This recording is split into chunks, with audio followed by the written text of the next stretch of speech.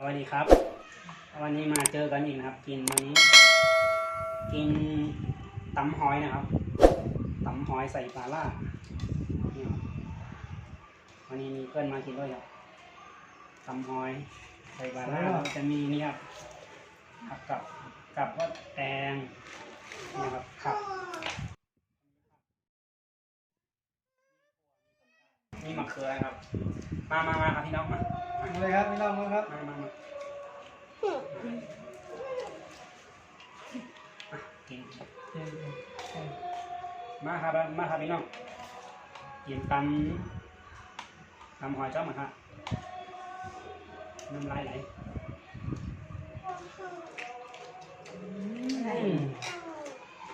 อร่อยเหมือนกันนี่ว่ายอดไหมได้ยินเสียงเหรอ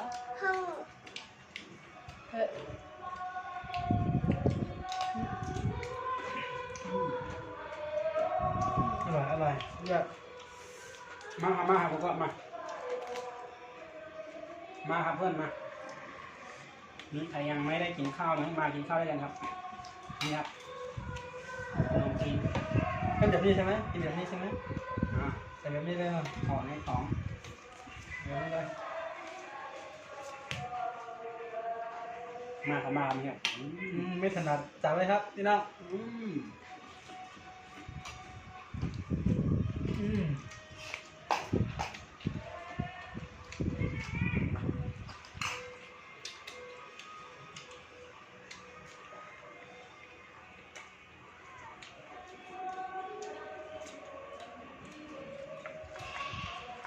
ถั่วครับ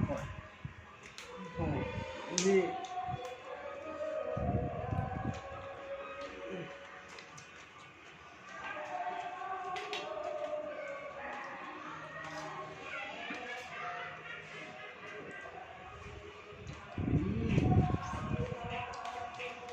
ตำหอยครับพี่น้องตำหอย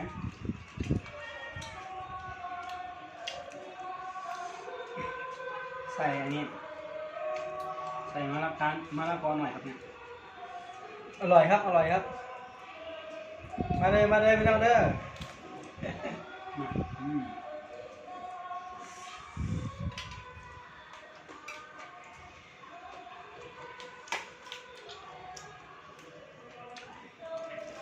นี่เนาะผมชอบอร่อยทำได้นะ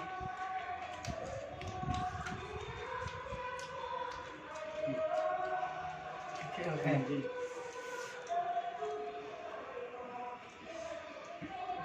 มาครับพี่น้อง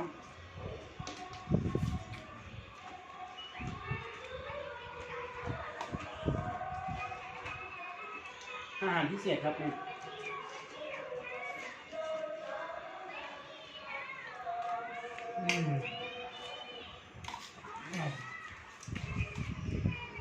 ครับใครชอบคลิปที่กินนี่ก็อย่าลืมกดไลค์กดติดตามข้างล่างนะครับอย่าลืมเลยถ้าพลาดก็คลิปหน้าเดี๋ยวไม่เห็นอีกติดตามให้หน่อย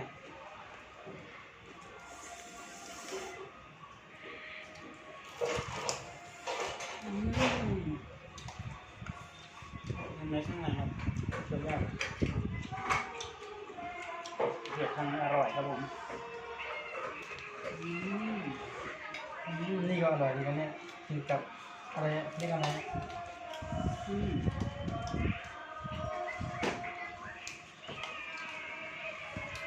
ภาษาอีสานเรียกว่า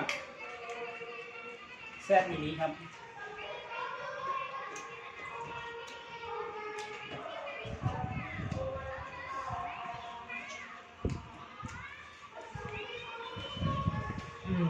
บางครั้งก็เขาอย่าลืมกดไลค์กดติดตามตั้งแต่หันนะที่เขากินนะครับภาษาอีสานเขาว่าแซ่บอีนี้ก่อนเนาะภาษาเลยเขาว่าล้ำขนาดก่อนนะล้ำขนาดภาษาไทยดีว่าคือได้ก็ในน้ำมันเอี้ยนครับภาษาไทยว่าครับแต่ว่าภาษาไทยอร่อยมากครับอร่อยมากครับภาษาอังกฤษโอ้ my god ครับ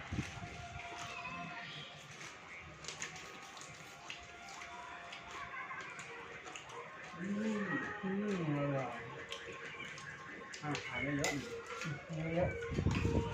อันนี้ทำอย่างไรกินเนี่ยพี่ จัดไปนี่ จัดไปแบบนี้เลยใช่ไหม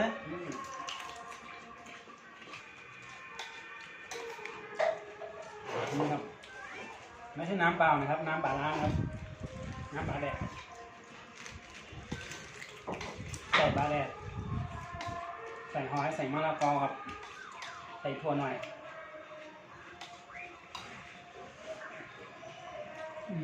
อร่อยจริงเลยนี่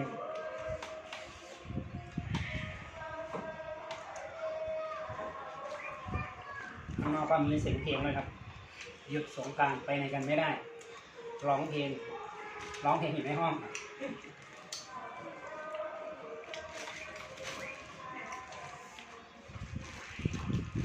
กินนะครับกินนะครับ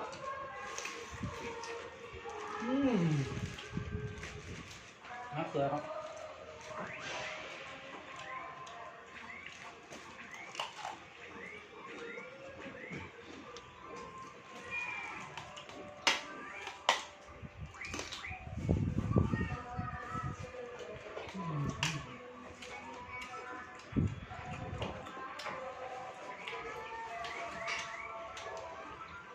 ตัวเก็บมาในสวนครับทำมันขยายมากกิน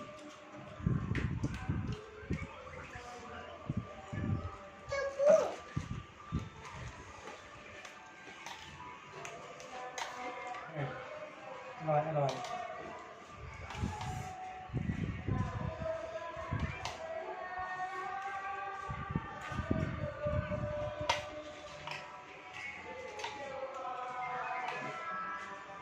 ใช้ได้ครับพี่น้อง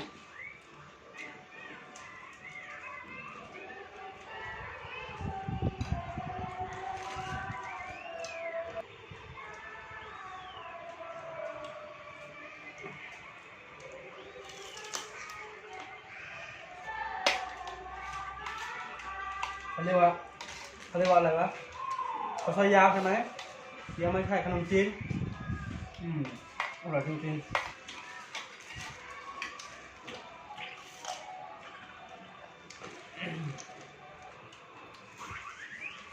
กินตำหอยแซ่บๆด้วยกันครับ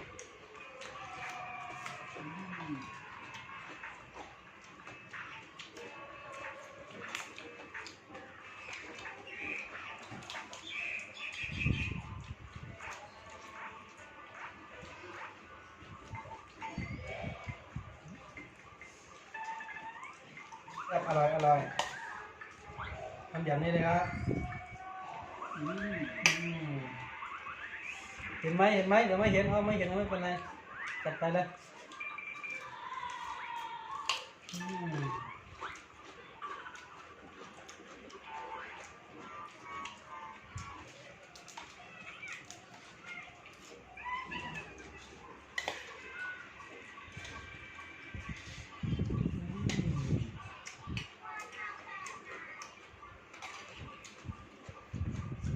ยอด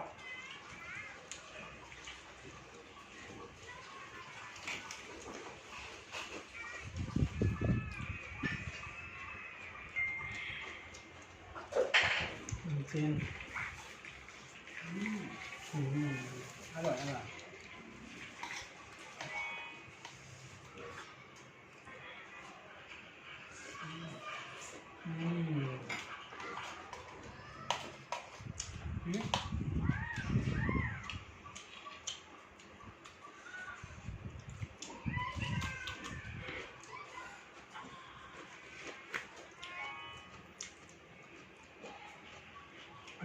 ดีเหมือนกันเนี่ย กินเยอะๆอ่ะ มีเยอะโอเคย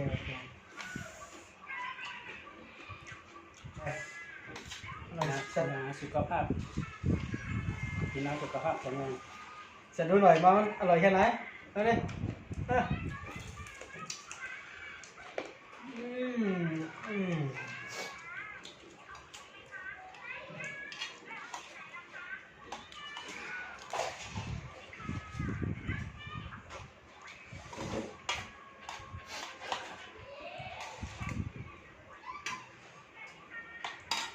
พอนะครับพี่น้องนี่แหละ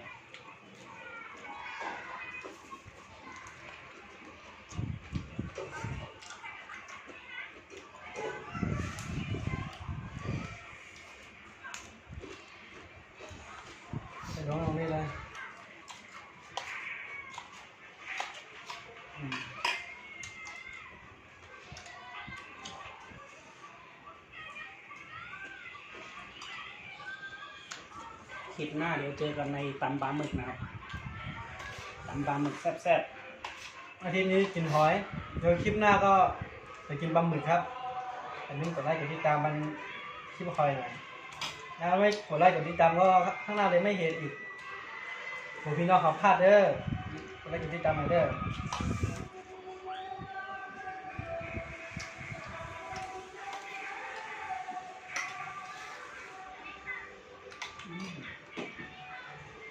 อร่อยเนาะอร่อยเด้อ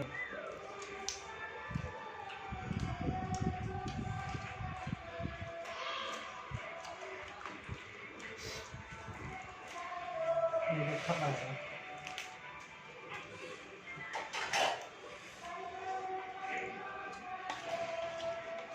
ทำแบบนี้เลยครับใช้ไม่ได้ก็ต้องทำแบบนี้เลยครับ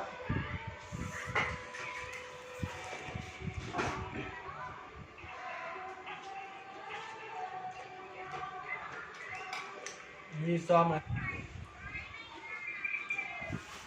ถ้าอยากให้ไปกินอะไรก็บอกได้เด้อบอกข้างล่างได้เด้อ ๆอยากให้กินอะไรอยากให้จัดอะไร ขอมาได้ครับ จัดให้ทุกอย่างครับ